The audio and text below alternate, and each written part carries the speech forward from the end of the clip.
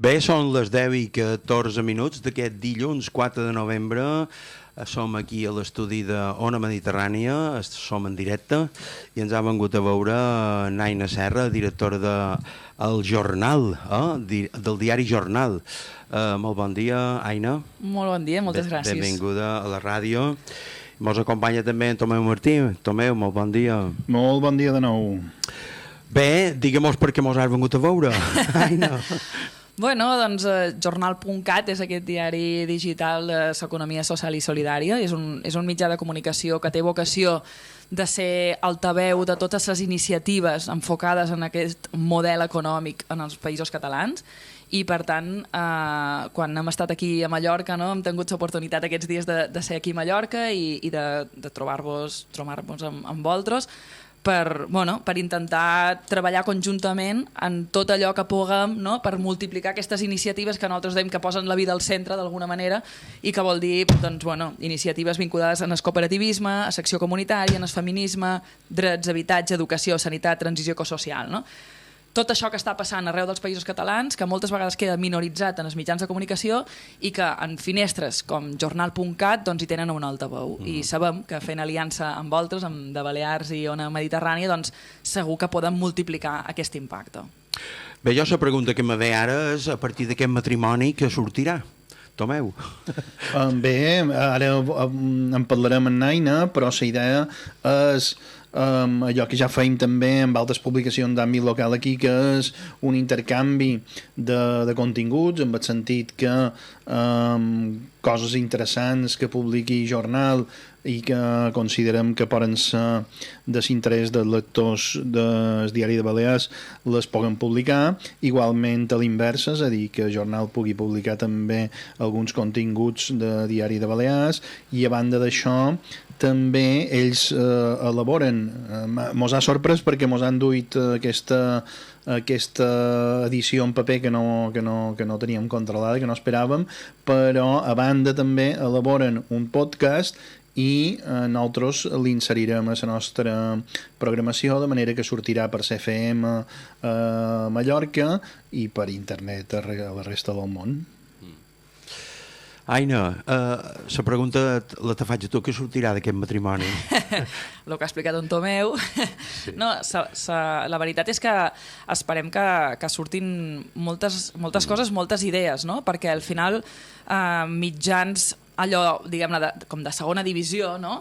Que nosaltres entenem que fent aliança i intercooperant podem fer molt més impacte d'allò que volem transmetre i allò que volem explicar. Per tant, sigui en el format que sigui en format paper, podcast, notícies al web, tenir aliats al territori ens ajuda a estar molt més a prop d'allò que passa, no? I nosaltres, aquesta proposta de fer altaveu d'aquesta economia per la vida, moltes vegades són propostes comunitàries, són projectes, no vull dir petits, perquè moltes vegades són grans, però són projectes d'aquells que no tenen un titular de grans beneficis, no tenen un titular de grans, no? De coses quantitativament molt grans, però sí que són molt importants per les persones, no? I per tant, moltes vegades costa que tinguin un espai als mitjans de comunicació convencionals, costa detectar-les si no estàs molt a prop, i gràcies a aliances com amb vosaltres, que també estem treballant amb altres mitjans, amb Arrels a la Catalunya Nord, amb el diari La Veu al País Valencià,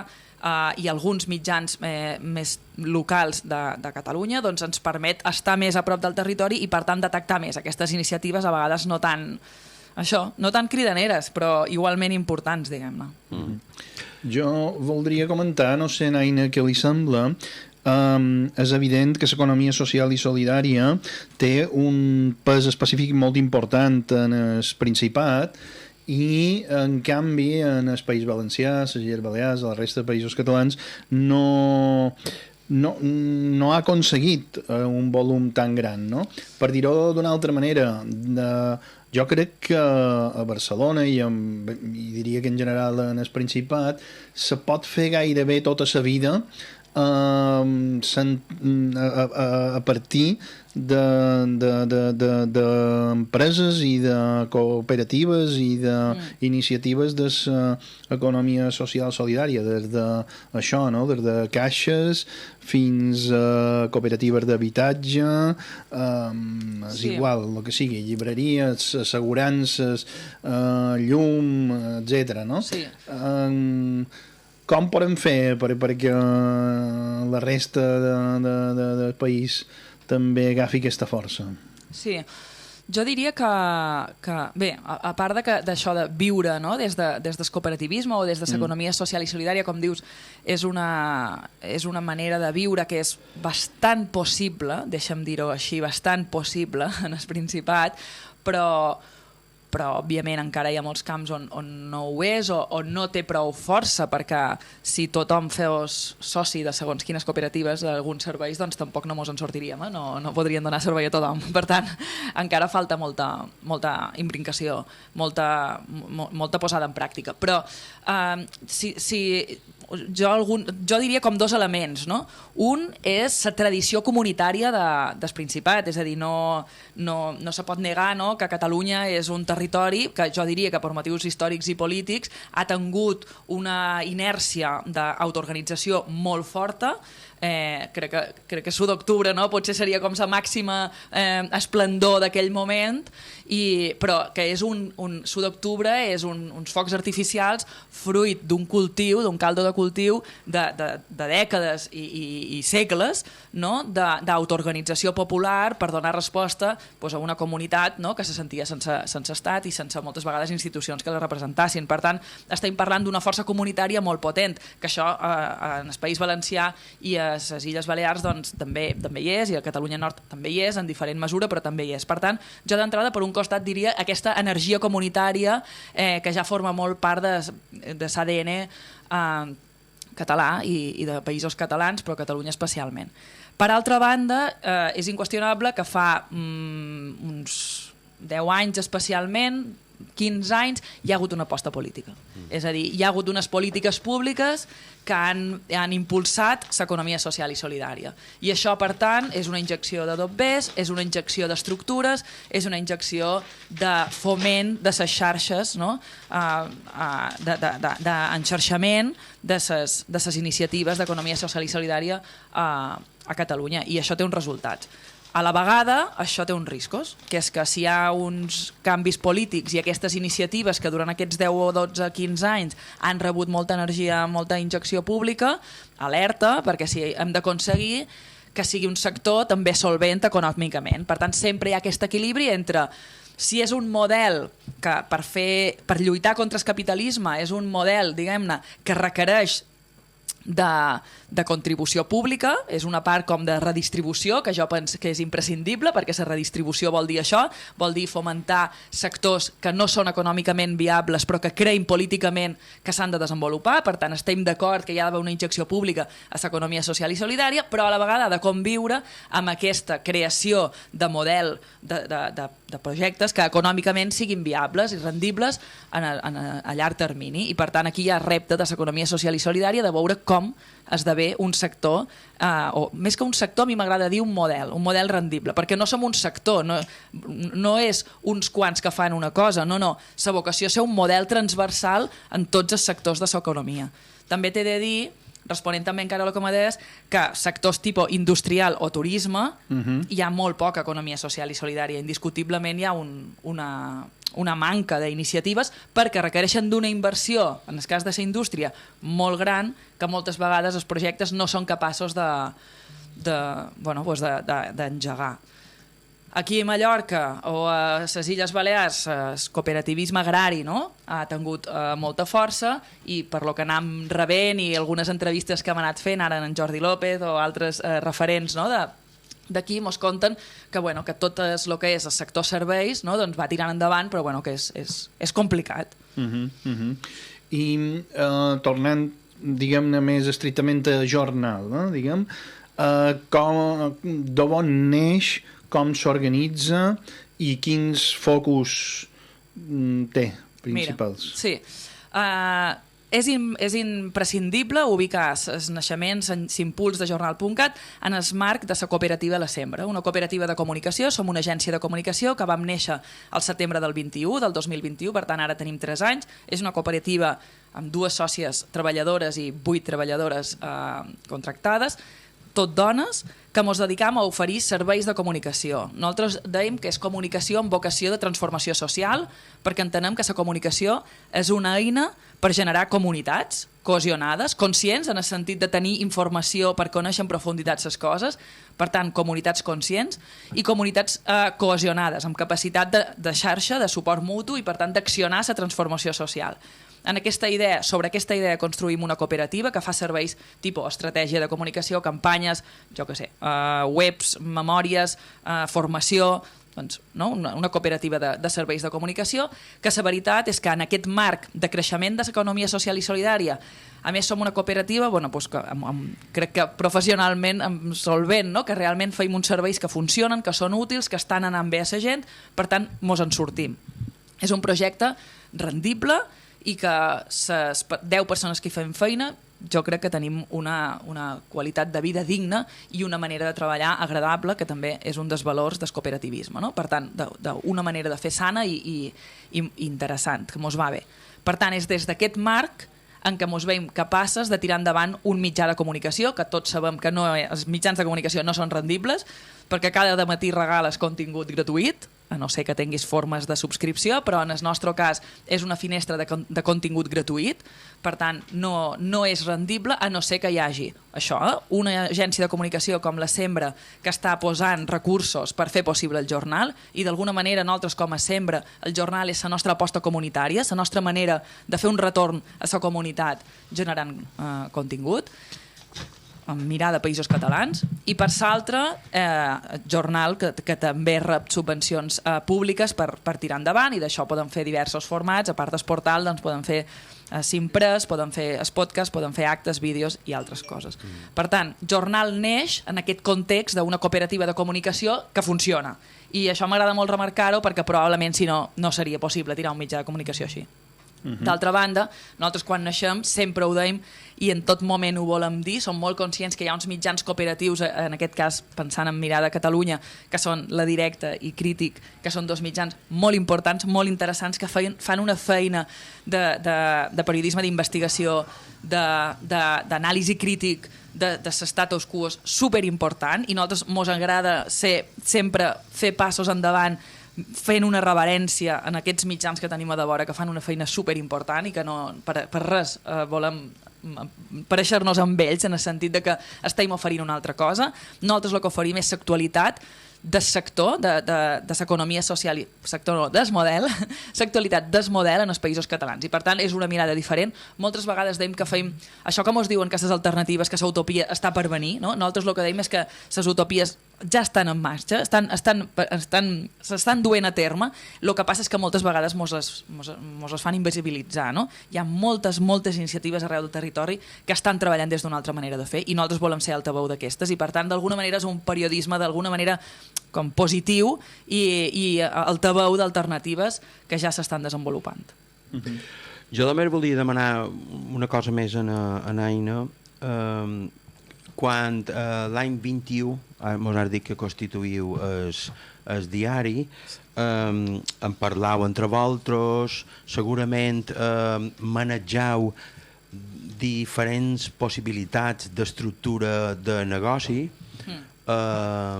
És el model cooperativista el que triau perquè vos convenç més? Aquí hi ha, l'any 2021 cream la cooperativa La Sembra, i la cream com a cooperativa perquè realment creiem que és important que tothom se responsabilitzi fins a lo màxim possible del seu lloc de feina.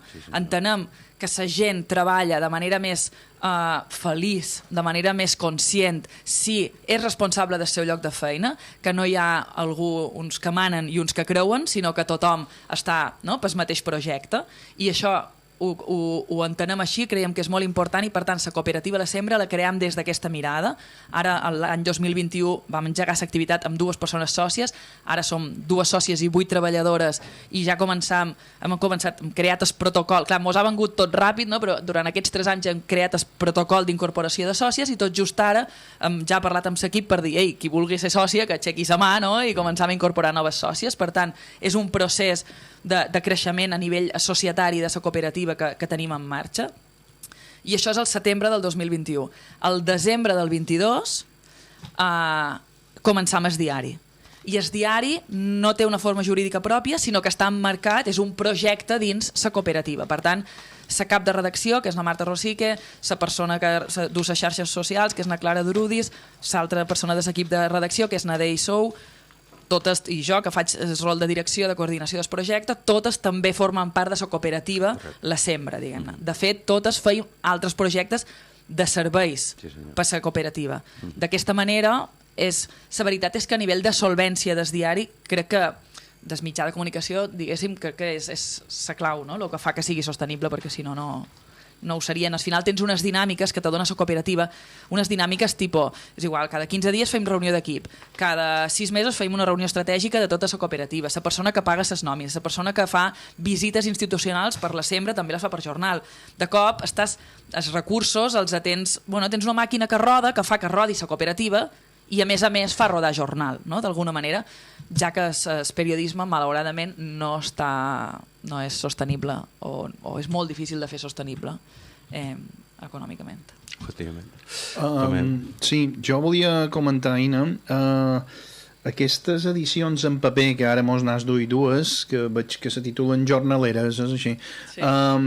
Això tindrà una periodicitat o anireu fent a mesura que hi hagi esdeveniments o alguns fets concrets que considereu que s'han de posar en marxa? Sí, mira, una de ses filosofies o una de ses idees, no, que mos adonam és que realment és important que tot el contingut que generem sigui multiformat.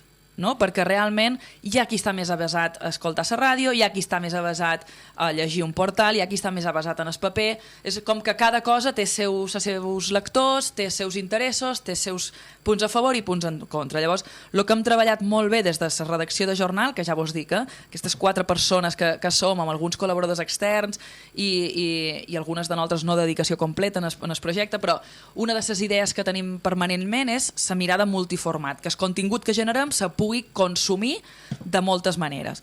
I, per tant, aquestes entrevistes que veus a jornaleres, són unes que és la publicació impresa, són unes entrevistes que ja hem publicat en el web, alguna d'aquestes persones també l'hem entrevistat en el podcast, s'ha convertit en entrevista transcrita en el web i de transcripció en el web passa en el paper, no? Perquè realment, doncs, probablement vosaltres no, ara aquí a l'emissora, no? a Ona Mediterrània, doncs no haureu entrat en el nostre web o no éreu conscients que havíem entrevistat Àlex Badia, que és mallorquí, no? I que van fer una entrevista en un projecte que van estar per Catalunya i tal, i mira, avui vos he pogut dur imprès i gràcies a això llegireu aquesta entrevista i potser vos encuriosirà la de damunt, que és na Carolina Núñez, o la de davall, que és na Simona Serri, que són referents del cooperativisme a Catalunya, i gràcies a això potser mira, que vau entrant a jornal perquè, ostres, no pot ser que no llegeixi això, no?